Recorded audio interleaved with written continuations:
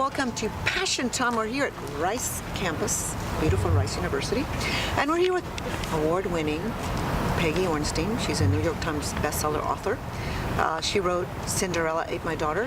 But today we're going to talk about this book called Girls and Sex. People ask me about this all the time. Thank you so much for joining us. Thanks for having me. I really enjoyed your book. But before we start, I have to ask you, how did you find your passion and how are you living your passion? You know, in terms of professional passion, I've known what I wanted to do since I was 14 years old. Yeah, in 10th grade. You wanted to be a writer? I wanted to be a writer. I took a journalism class in 10th grade, first quarter of 10th grade.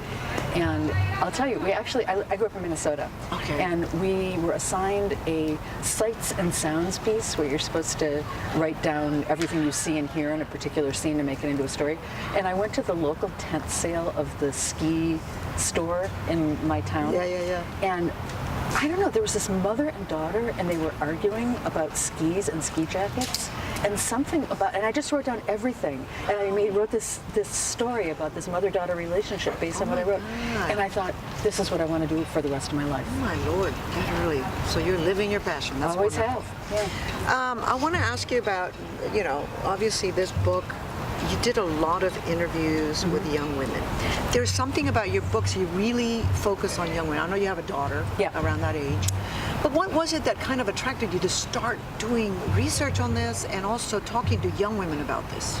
Well, we were having this umbrella conversation in the culture that was about sexual assault on campus, huge right? problem. And huge problem, huge issue, incredibly important that young people, boys and girls, understand the ground rules for consent, and frankly, that adults understand it too. Exactly. And but that was where the conversation was ending, and there was this vacuum of information about what happened after yes. And in that vacuum, the internet and the media were really educating our kids for us. And so I felt that if we really wanted to have our kids engage responsibly, ethically, reciprocally, enjoyably, we needed to talk a lot more and a lot more openly about what was happening after yes. And that included breaking the taboo about talking about female pleasure. And let's talk about some of the things you found out. I was shocked reading your book because, you did the right thing. You talked to these young women who were open, telling you what's going on. And the bottom line is I don't think adults know what's going on. No. Let's talk a little bit about some of the most shocking things. Well, and I don't want to use the word shocking, but things that really surprised you. For example, the hookup thing, the hookup culture. We'll talk about that. And why is it that girls think it's okay to hook up, but you don't want a relationship? Like, let's have just casual sex, but let's not have a relationship. What's going on there? Why? Well, first of all, we should define the word hookup. Yes, absolutely. We have to define it. A word that, and we can't. That's the thing. The term hookup has no real definition. It's an ambiguous term. It's intentionally ambiguous. So you don't know if I go up to you and go, hey, I hooked up with so-and-so last night. If I kissed that person, if I had oral sex with that person, if I had vaginal intercourse with that person, you don't know what it means. So young people tend to way overestimate what their peers are actually doing because of that. And obviously kids didn't invent the idea of casual sex, right? I mean, please. But what is different is this notion of the hookup culture. Okay. And what we mean by that is that rather than being an exception, casual sex is an expected norm, and that sex proceeds rather than arises from intimacy, and that's the pathway into a relationship, even though most hookups don't end up in relationships. So it's the normalization of casual sex. And my job was not so much to say this is good, this is bad, this is what it should be, but to illuminate what that looked like for girls. And so some girls wanted to talk to me because they wanted to tell me that they were willing participants in this. They were not victims. They did not like that they were being painted as victims. And they did this because they said, look, I'm busy. That's the classic thing. I'm busy. I'm too busy for a boyfriend. I've got an internship. I've got a job. I've got my schoolwork. I want to hang out with my friends. I don't want to have to take care of some guy. And so, but I still want to have a sex life. Sometimes it was because they felt they had no choice and it was the only game in town. And there's a lot of reasons. Right. And what I wanted to let them know through the stories in the book was what you could and could not get out of these situations. So in a hookup, the young women were likely to get an adrenaline rush, a warm body, a war story, but they weren't a feeling of being desired. Okay. They were not likely to get good sex, Right. nor were they likely to get the tools they needed in order to have good sex or a relationship. So understanding that, they can sort of know that going in and then contextualize their experience however they decide to take it. How did they get to that point? Why are they there? Why are we jumping to casual sex and not going through the patterns before? Is it because of the media, because of porn? I understand you do mention kids are getting a lot of their sex education from porn. Yeah. Well, we have done an absolutely abysmal job of talking to kids about sex in the last, America? In America, just really, really bad. And that's partly, in the last several generations because of abstinence-only education.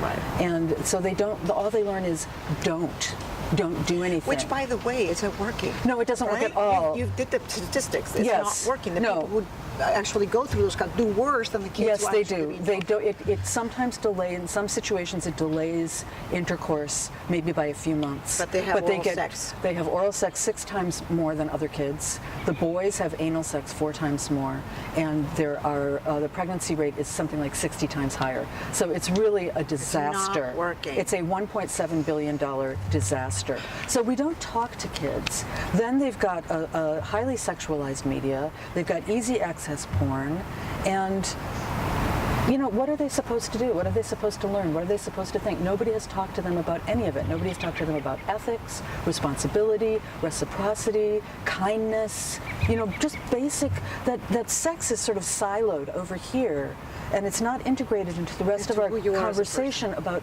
who you are as a person and how you relate to other people with respect and with compassion and without bullying and all of these things that we know in other contexts. And what's really interesting that you also, I found it very interesting that these girls are supposed to give the guys, in a lot of cases that you mentioned, a blowjob, but there's no reciprocity. Right.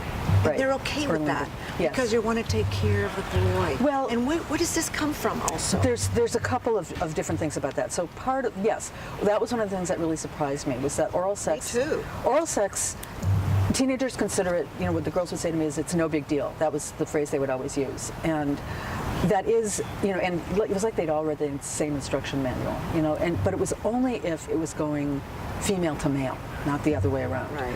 And they had a lot of reasons for that. They said, it made them feel desired. It was a way to improve a relationship. It was a way to, keep satisfy, from having keep from having intercourse, all these different things.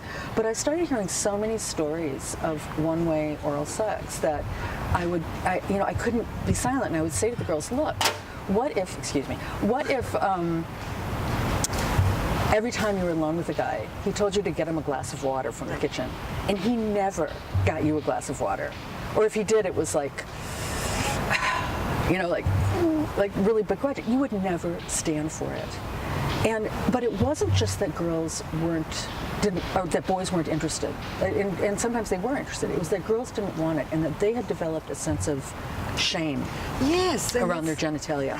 Right. There's shame around their vagina. Why? What happened? How did they get there? Well, again, we're not talking to them about it.